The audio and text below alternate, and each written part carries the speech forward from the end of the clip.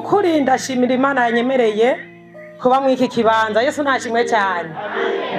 Nabanje ndashimira abarongozi banyemereye kumpa irishimwe. Ndashimiye n'abateguye kino gikorane. Yesu nashimwe cyane. Nukuri ndabashimiye kuko urukundo rw'Imana rurenze vyose. Haleluya.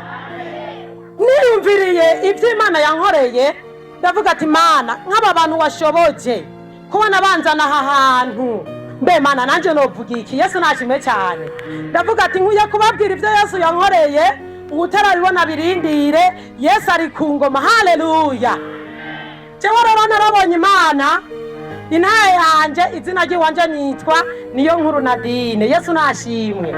Iryo Niyonkuru Nadine umuvyeyi yarinyise yavugwemo na Mpwemu Yera kuko nubu niryo ndiko ngenderako. Haleluya. Jewe narabaye ngaho mfise intaye niniya cyane kuko ivyo Imana yagiye inkorera vyabaye vyinshi cyane. Ndabanza nishinga intahe ndababwira ko Imana yangiriye neza mu gihe ca corona. Nari nibungenze afise inda, bakavuga ati iyo corona ishikiri umuntu afise inda basa bagiye. Ndabwira Imana, Mana cyane wantabara kino kiza kikasiga nzogushima. Yesu nashimwe cyane. Umushinga nawe wanje agiye Bujumbura aja kurara kwa muramwanje. Muramwanje agiye kurangura muri Kongo, baca baramufata basanga arayigwaye. Hema murumva bararanye. Yesu nashimwe. Nza numva telefone ivuze ngo na muramwawe corona yamufashe kandi n'umugabo wawe bararanye. Ndiyumvira mbe basha ndabigenze gute? Nomaka n'inzu bigendene. Yesu nashimwe. Ariko nje mbwira Uwiteka, Yesu nabari ungwanira. Haleluya. Imana ikirangwanira iyo corona yasize ndi muzima. Haleluya. Ndababwira ibitangaza Imana jewe yagiye inkorera ni byinshi cyane. Mu buto bwanje, mu bwigeme bwanje, mukuru wanje yagiye kubaka afise imyaka 16. Ababanyi baratangura baravuga ngo ujya warungitse umwana, mbega murungitse hehe? Nanje uko nakuranye burebure ugucume ngo nanje ndabaye inkumi ko twakurikirana, abantu batangura kuvuga ngo nuwo aragiye, ngo rega nuwo aragiye. Murambu nyumvaga yemwe. Haleluya. Satana cararema azana umwigeme nkanje, amubwira ati genda umutire kijya gitenge yambara. Wa mwigeme nkanje acaraza, ndamutiza igitenge ciwanje ambwiye ati ngo maje ku rubanza. Ndakimaye ico gitenge nta minota yakimaranye, yaciye akizana yakimaranye iminota mikeyi, kumba araheje gukonesera. Haleluya. Abo kwa Yesu nitikonesera. Haleluya. Haleluya. Ngiye mu gikorane nk'iki ariyo mpamvu je nkundi gikorane. Hacaza umukozi w'Imana avuga ati yewe mwigeme wewe baragukonesereye, barakuroze, sivyo? Barakuroze we nuzogenda kubaka uko nyene. Ca ndataha ndabwira mama, tiburya rero mama jewe barandoze naho Imana nyene. Haleluya. Nta muntu ndibwizere, papa na mama barankunda, abo tuvukana twarakundana, muko nta muntu numwe ari kumpa uwo mugabo. Haleluya. Canja ku mavi mba mwisezerano. Muntu w'Imana uri mwisezerano ry'Imana, ivyo Imana birateba muko bizari special. Haleluya. Haleluya.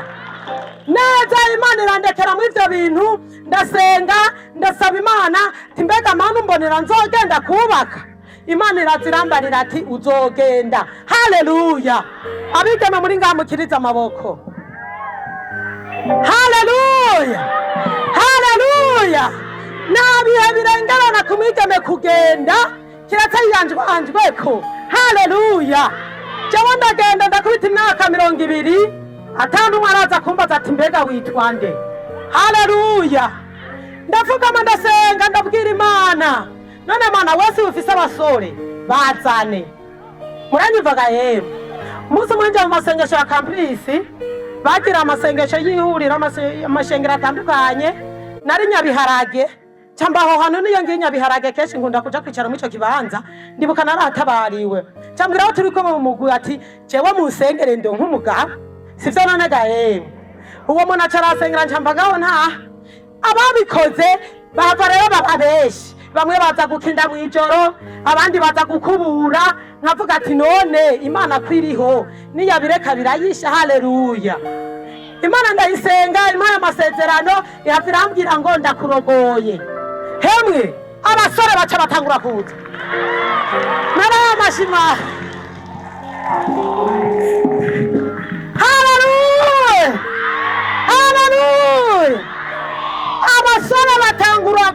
kuza.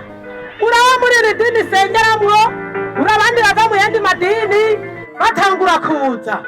Reka rero nanje ntangure kurabagiza rero. Ndabaraba. Ndahitamwo ndavuga ati uyu wewe tuzogumana tu. Haleluya. Ya mu masengesho nk'uku ndabona undi mukozi w'Imana araje.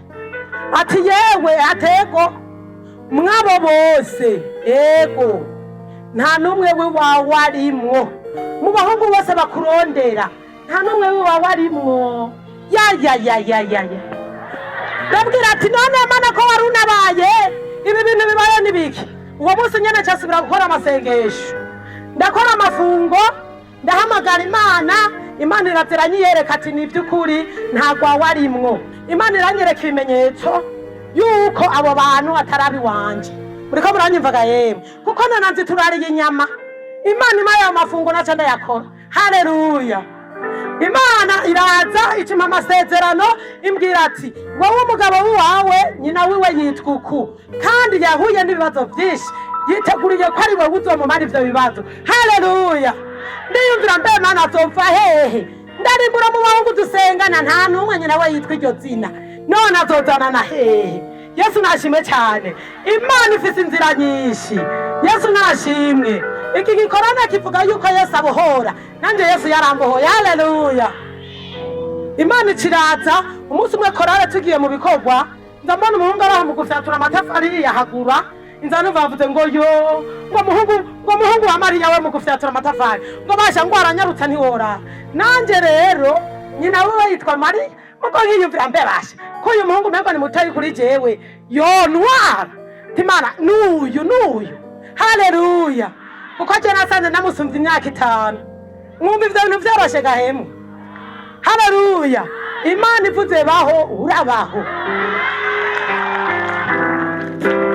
haleluya ico Imana ivuze naho coteba kiraza uri mwisezerano ry'Imana kandi Imana yishe ibintu nutuguruka umutima haba hari ikigukingiye kuko je nabwira Imana Mana nagusavye ifi n'ifi nagusavye mukate nyihera uwo mukate nyene numa inzoka kandi ntumpibuye haleluya musurizi nanza mbona rero araje ngo wewe dukeneye kubana muranyumvirisha kintu gahemu Yesu nashimwe yamwe ndavuga ati ni wewe ku mutima kuko sinabimubwira ni wewe uje ati Yesu re nakungumiriza Yesu nashimwe abantu barahaguruka ngo uri umwana urya mu bibi umujanye haleluya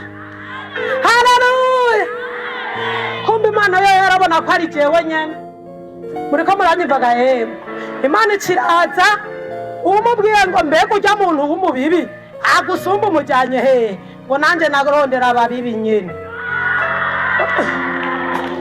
haleluya atuje umuntu arakuze ati narondeye ugukuze Yesu nashime cyane Imana ikiraza irabikora abicira baba beshi Imana irambwira ati bazokwicira bazaba beshi mugabo ni wagenda nibo bazogaruka kugusaba imbabazi Yesu nashime cyane ababikoze ku munsi wa mbere nayingize mariage nibo baza bavuga ngo Satana arakoresha ngo mbabarira nanje atoya nisezerano ndabizi iki Imana yambariye Yesu nashime cyane Imana iratabara mu gihe gikwiye ni waba mwisezerano senga udafashe wizere Imana izogutabara Yesu nashime cyane umwigeme ari ngaha sengera umushinga nahe wawe kuva twagashikirana ntako farampa haleluya mugoba abandi nabenga bamwe birwa mu busho abandi birwa barakwita abagore jewe ndi muzima haleluya nera mashiyo Mana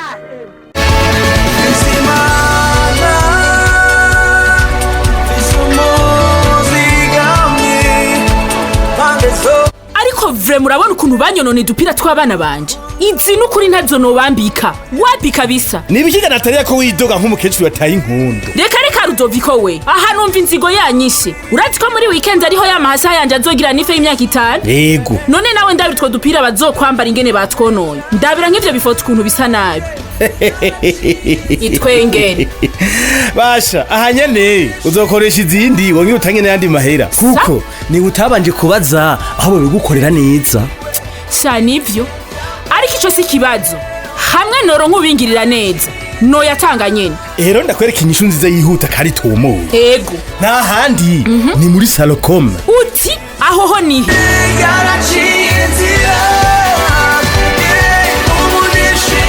Salocom isosiyete yikwije babafitiye serivisi nyinshi Nkizi? hari nk'ibijanye na imprimeri ariryo capuriro mu kirundi. Ego Nawe raha ego barandika ku mpuzu ku matisi ego ku matasi ku maplastiki mukama tutibagiye gushira amafoto ku mpuzu ku makaro. ivyo vyose